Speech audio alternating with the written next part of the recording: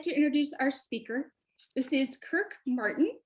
He is the founder of Celebrate.com, as well as the producer of the Calm Parenting podcast. So welcome, Kirk. Hey, it's good to be here, Dori. Oh, thank you for coming. So let's start with just the basics here, Kirk. Can you tell me about yourself and why you're doing what you're doing for parents and kids? So our son, who is 28 now, when he was little, he was really, really challenging. Just meltdowns over everything, very big emotions, little things set him off.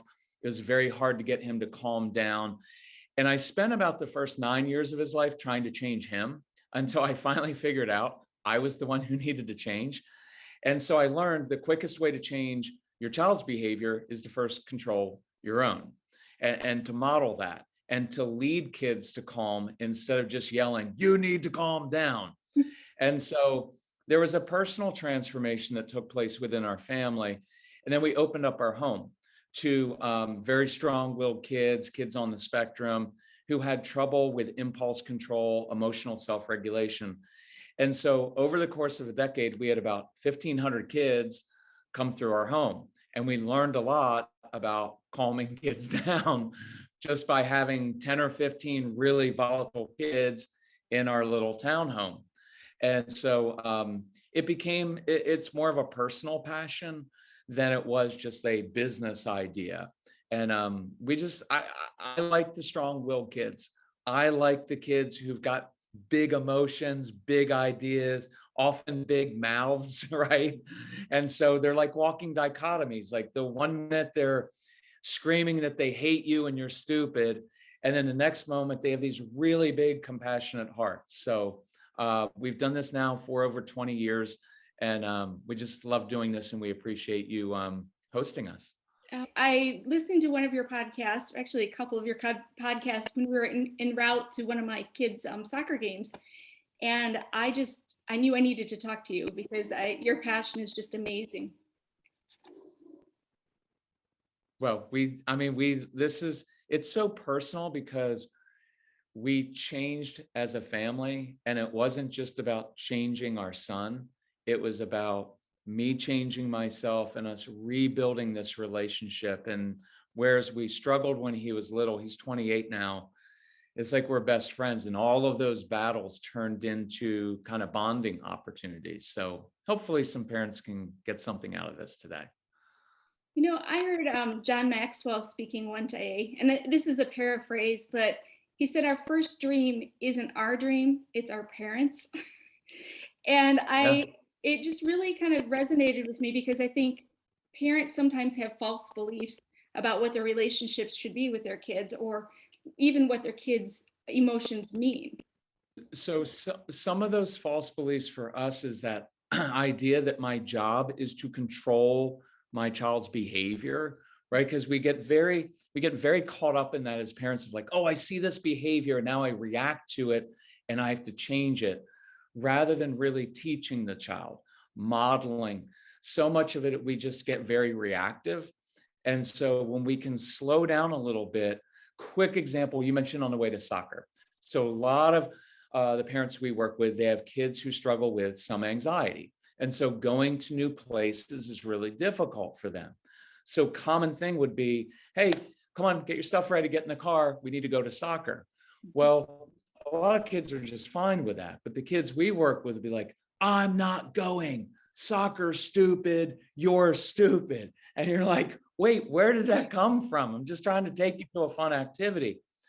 But as parents, we tend to react to that. And our anxiety kicks in because we're like, uh-oh, what's wrong with our child? If he's yelling at me like that, he's going to yell at other people. He's not going to be successful in life. Who's going to marry this child? Who will possibly hire this child, right? And we project out into the future. And in that moment, what we hear is a defiant, disrespectful child. And so we react with, you know what? You need to get your little butt in the car right now, or no video games for the rest of the week. Well, now it escalates and explodes. And part of this, the philosophy of the Celebrate Calm is, no, I step back and I give my child wisdom and tools. So in that moment, when I slow my own world down instead of seeing a disrespectful, defiant little child who's challenging my authority, when I step back, I just see an anxious little kid who's afraid to try something new. And so when I see that kid, now I can say, hey, is your stomach a little bit upset? And they'll be like, mm-hmm. I'll be like, well, good, it should be. You're just a little bit nervous because going to new things, it's kind of hard. And so there I just acknowledge that what he's experiencing is normal. And I just normalized it instead of, I can't believe that you would act this way. Right. And so what the cool thing is, the same exact situation doesn't depend on what the child does, because I know what he's going to do. He's going to freak out. I know that.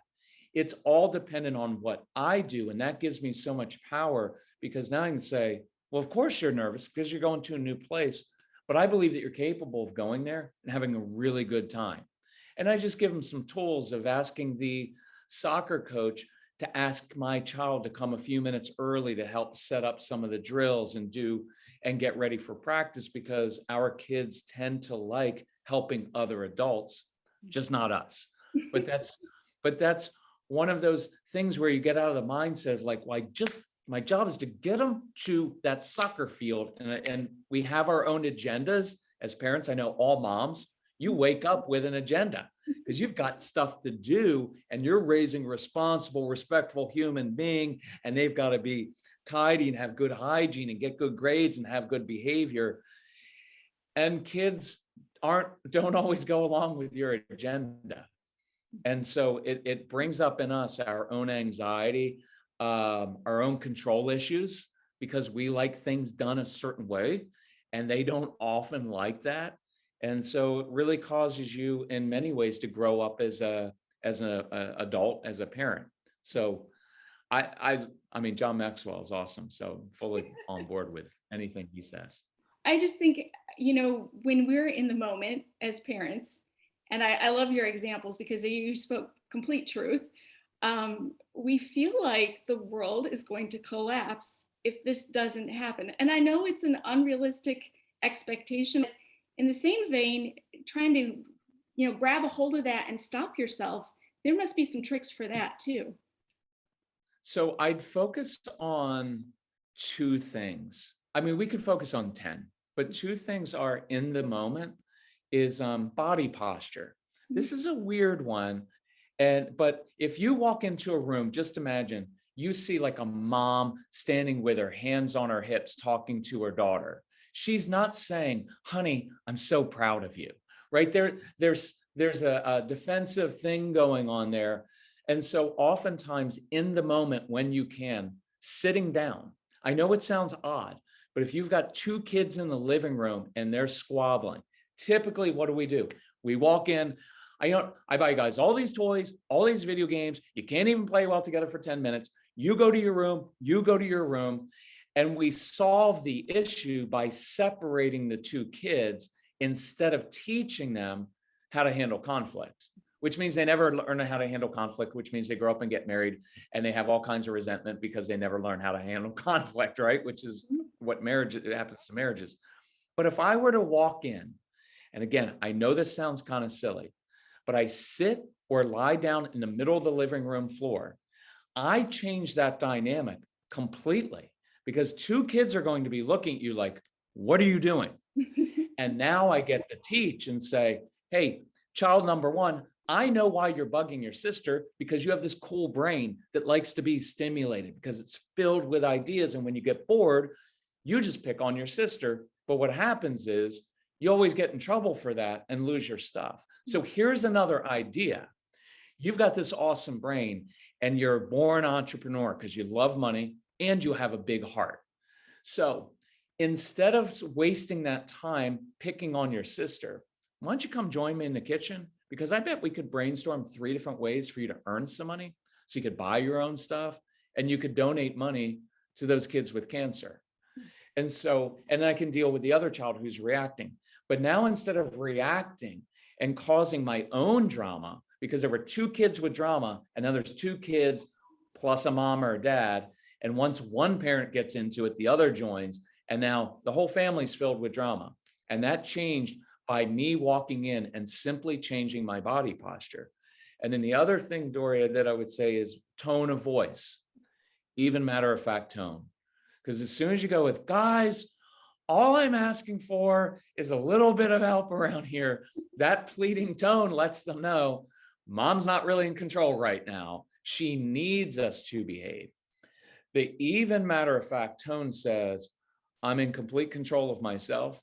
I know how to handle this. I can handle you at your worst. So even though 4-year-old or 14-year-old, you're melting down right now because they both melt down just in slightly different ways. Instead of me reacting and getting upset, I'm communicating. And this is a really cool phrase. When your world is out of control, mine's not. I can handle you when you're upset. I can handle you when you dawdle. I can handle you when you melt down over your homework. Now, is that easy? No, it's not always easy. But that's what we're after, because that builds trust with the child, because what they see is my mom, my dad can handle things when they go wrong. And that makes kids feel more safe. It allows them to express their emotions in ways that are healthy instead of them escalating, we escalate, then there's consequences and then more escalation. Hopefully that makes sense. 100% it does. When do you start to do this? Like, what is the earliest age to start to redirect like that? I do it from the very beginning, because you know what? Think about this with a toddler. Toddlers don't always understand communication, but they do get body posture and they hear tone of voice. I would say your child knows what mood you are in the morning before you even do, because the way you wake, guys, come on, get up, get out of bed, come on, we've got to get, and they can hear the anxiety, they can hear that you're already stressed, they can hear it in your voice. So in the womb, I would speak to my baby in many ways. I've never had one in my womb, but my wife did. But I would speak in those calming tones are reassuring. And you start to practice that tone of voice, and it automatically calms you. Like even sitting in a chair and crossing your legs while you discipline your child, it prevents you from yelling. It's really hard to sit in a chair and yell at people. And so, yeah, I would start it from the earliest age of, the 2-year terrible twos, throwing it, hey, I can tell you're disappointed right now. Get it. You really want those fruit snacks. Not happening right now. But here's what we can do. Quick principle, whenever we say no to inappropriate behavior, I always like to say yes to something appropriate. So my tone of voice for the young child or the teenager, no, not taking a car out now, too late, past curfew, right? There's no difference in that, like no to the fruit snacks, no to the driving, but here's how we can problem solve. So that my no, I drain the energy from it, right? So I'm not getting, I try to give you, there's no lecturing. When I was a kid, like there's no explaining. We try to convince our kids that we're right. And they're never going to say, Mom, I didn't agree with you, but after you lectured me for 15 minutes and told me how horrible your childhood was, now I want to, like, they're not looking for that. They're looking to be led. And this tone of voice says, I get it. You're frustrated now. If I were you, I'd be frustrated. I'd be disappointed. I'm just letting you know that that's part of life. And I do believe that you're capable of dealing with disappointment. And so I like that formulation of course you're disappointed, but I believe you're capable of handling it. See, I really like that formulation because it's not dismissing, oh, there's no need to be upset, because that's what husbands say to wives, right? There's no need to be upset. You're just overreacting. And it's because we don't know how to handle your emotions. And so we think we need to fix them. So I'm normalizing. Of course, this assignment is hard. Yes, that assignment you have is difficult, but I believe you're capable with the right tools of doing that assignment and getting a really good grade on it. So I hope that makes sense, but I like that formulation a lot. That's great. That is an easy, memorable piece, and you're affirming the child. You're not disciplining them and punishing them. You're just redirecting it. Yeah, and I'm teaching them, yes, this is normal. Of course you're going to feel this, but we're not making an excuse and we're not leaving them there. We're saying, oh, but I believe that you're capable. And now I'm going to give you some tools to help you do that in a different way. So a lot of what we teach is about, see, consequences are you failed, you messed up, and now I am in a sense going to punish you for failing. And so we send them to the room kind of away from us. What I'd rather say is, of course you struggled with that, but I'm going to give you some tools next time so that child who is very, very active in school, instead of just you need to sit still or else you lose recess, well, he's just going to lose recess all the time because he needs to move a little bit. So I can normalize, you've got a lot of energy, dude. Got it.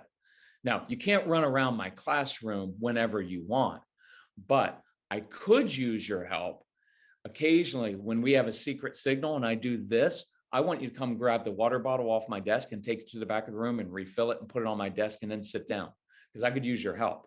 And now I gave him a tool so he gets some movement in my class within my boundaries, right? If that makes sense. I'm not saying do whatever you want. No, these are within my boundaries, but I'll give you some tools so it'll help you be successful. I'd rather give tools to create successes. If anybody takes notes on these, I create successes because that builds confidence rather than, well, I'm just going to punish every time they do something wrong. That's a never ending cycle, right? So. Yeah. I love that. I used to teach. And so the example of the water bottle is awesome because it's going to refunnel that energy in a positive way. And they're probably going to look for ways to help you some more. So you probably have to have another idea in the back of your mind somewhere, but I think that's great. I would have like 10 jobs every day, and know your kids. Like some kids, they won't do normal chores, but if you said, hey, go dig some holes and shovel mulch in the backyard, they'll be like, I'm all over that. So I'm always giving, we would call it purposeful missions. Kids like to have a mission. And it's, by the way, it's a much better word than do your chores. It's, hey, here's our mission. I'm going to make it a challenge, make it a little bit more difficult. So I bet you can't even do your mission blindfolded. Like a lot of little kids would love doing it that way. So it's just twisting things just a little bit.